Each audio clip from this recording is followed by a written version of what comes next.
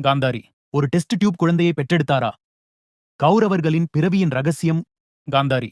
100 மகன்களை ஒரே நேரத்தில் பெற்றெடுத்தது. எப்படி? இது இறை அருளா அல்லது பழமையான அறிவியல் நுட்பமா?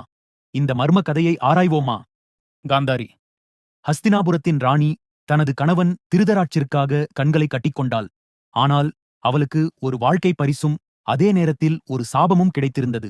தன் கர்ப்ப காலத்தில் குந்தி தனது முதல் மகனாக யுதிஷ்டிரனை பெற்றெடுத்தார் என்ற செய்தி காந்தாரி சற்று மனவருத்தத்தில் ஆழ்த்தியது. குந்திக்கு முன்பு ஒரு 100 மகன்களை பெற வேண்டும் என்று தவம் செய்திருந்தாள். ஆனால் தனக்கு குழந்தை பிறக்காமலேயே 2 ஆண்டுகள் கடந்து போய்விட்டது. மனவருத்தத்தில் அவள் தனது வயிற்றை அழுத்த எதிர்பாராத ஒரு சம்பவம் நிகழ்ந்தது. காந்தாரி. குழந்தையை அல்ல, ஓர் இறந்த இறைச்சி துண்டை பெற்றெடுத்தாள். அது உயிரற்றதாக, நடுங்கும் விதமாக இருந்தது.